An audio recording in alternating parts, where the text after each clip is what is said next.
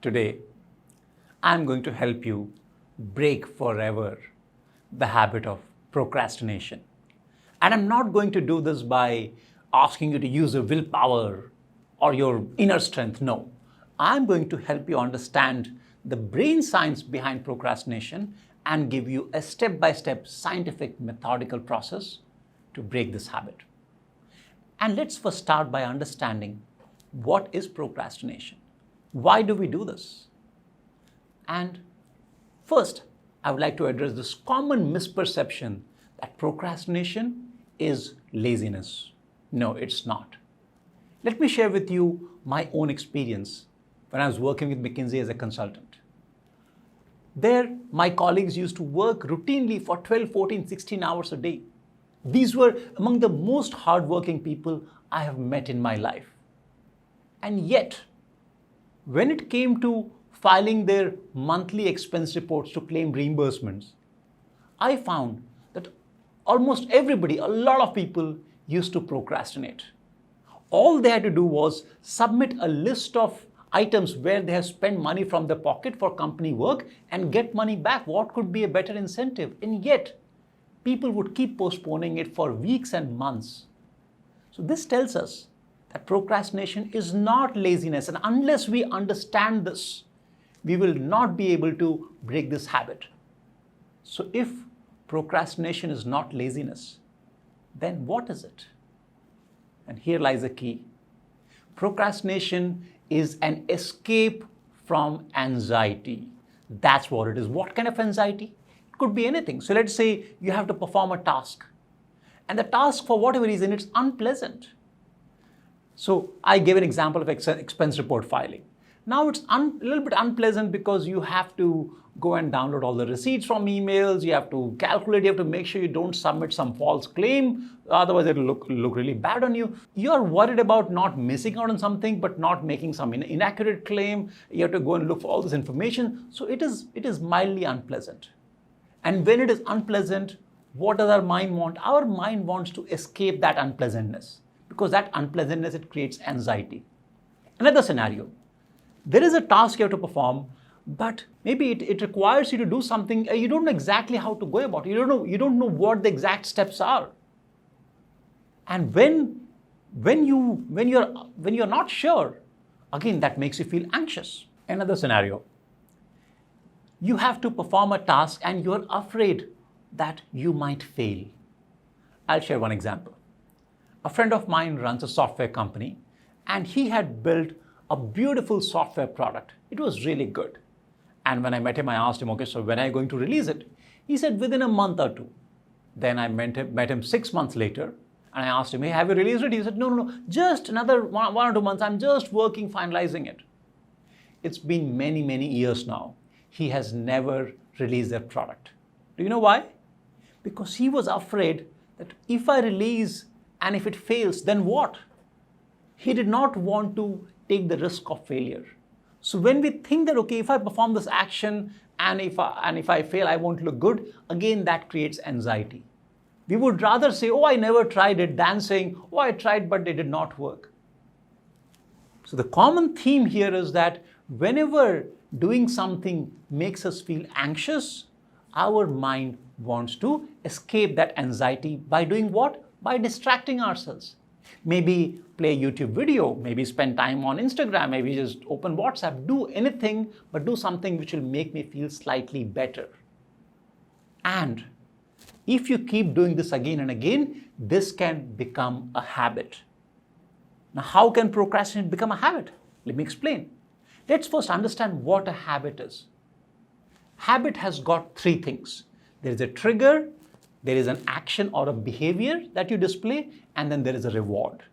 When these 3 things, they happen in a loop and they happen again and again, we call it a habit because it starts happening automatically. Let me illustrate by a simple example.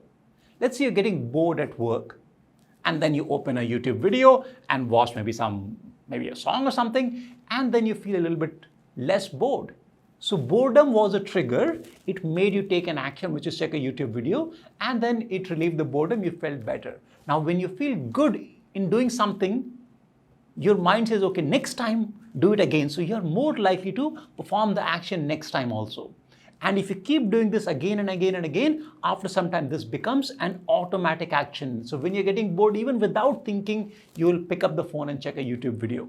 All right. So this trigger, behavior, and reward, this is a loop, and this becomes a habit, and you are doing it quite often unthinkingly. Now let's understand how the habit of procrastination gets built. So you have to perform a task which seems hard or seems difficult or unclear, or you're scared of failing, so it makes you feel anxious. Now, when you're feeling anxious, what does your mind want to do? It wants to escape that unpleasantness or that anxiety, so you seek some distraction. And when you're distracted, now you're not feeling that anxiety as much, so it feels slightly better, and there is a reward. So right here we can see trigger is anxiety, behavior is seeking some distraction, and reward is you feel less anxious, you feel slightly relieved. So now next time you feel that anxiety of performing a task, you are more likely to seek some distraction. And once you do this again and again, you've done it many, many times, unknowingly, unthinkingly, whenever you are thinking about the task, unthinkingly your mind will go to YouTube or Instagram or some distraction. Now it has become a habit. So unless we understand how to break this habit scientifically, no matter how much we convince ourselves, today I have to do this, it won't happen. We will keep repeating this behavior. So let's understand how we can break this habit scientifically. So I'm going to give you 4 steps here. Okay? And here's the good news. The good news is that you don't have to change anything, let's say for about a week or 10 days. Okay? I'm not asking you, oh, tomorrow somehow you have to break this habit. Not required. Step number 1.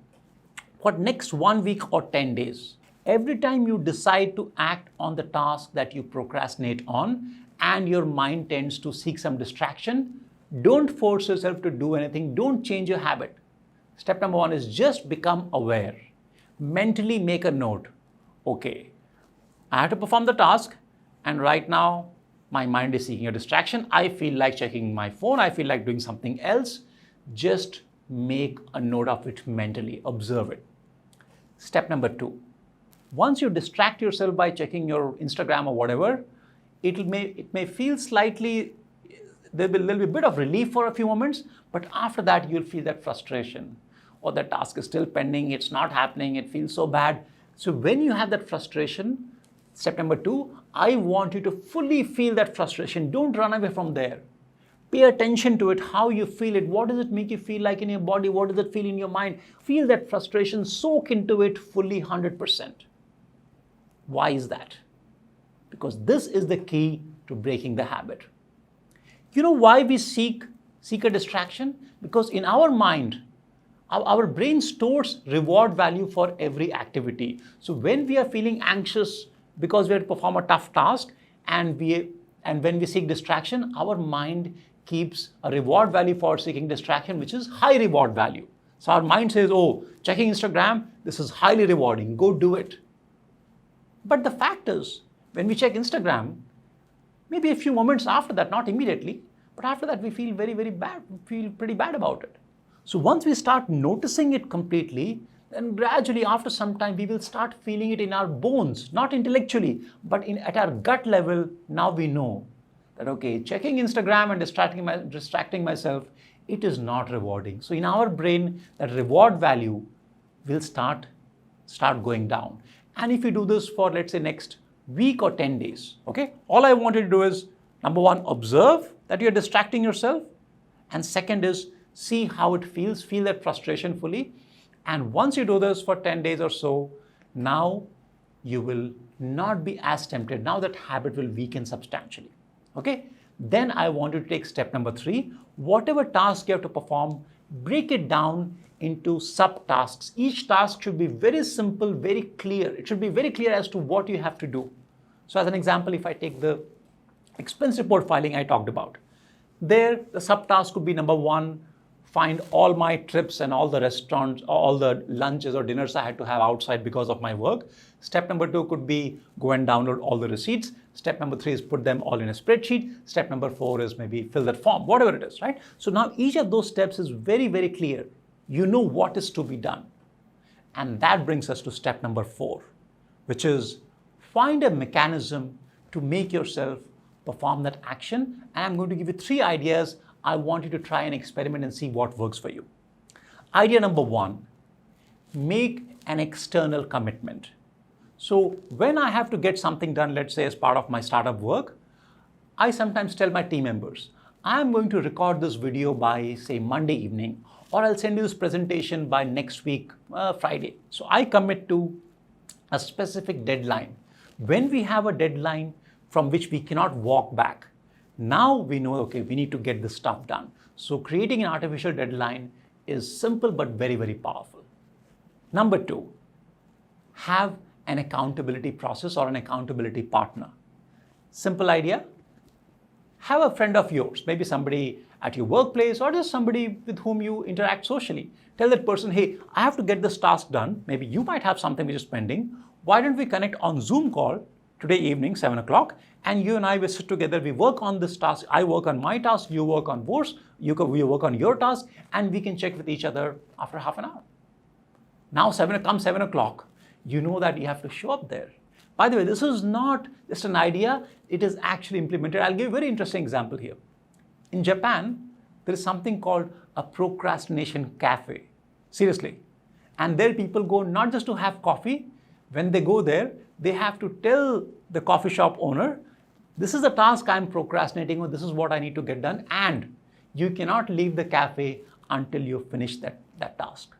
Same accountability process. So commit to somebody that, okay, I have to get this thing done, and then you hold each other accountable. Mechanism 3, somehow get started on the task, even if it is for just 5 minutes. When we think about performing the whole task, it may feel quite overwhelming, but here is what you have to do. You tell yourself, I'm going to work on this for 5 minutes. That's all. After 5 minutes, if I don't feel like it, I can happily walk away, no problem. 5 minutes is all you commit to. So you tell yourself, okay, 7 o'clock, from 7 to 7:05, I'm going to sit and work on this task. Come 7 o'clock, you can even try this. In your mind, count 5, 4, 3, 2, 1. When it's 1, you work on this 5 minutes. If you feel like doing it further, keep working on it. If not, 5 minutes, you are done. You can go back and you have achieved your goal. Next day, again, you try it. Chances are, once you get started, either on day 1 or maybe subsequent day, you'll be motivated enough to complete the whole task. Okay? So you are just trying to get yourself started. Try any of these mechanisms. They will really help you. All right? So this in summary, become aware, lower the reward value your mind attaches to distracting yourself, break it down into atomic tasks, and then create a mechanism whereby you get started. And this is how, within about, I would say, couple of weeks, you can totally break this habit of procrastination. Thank you.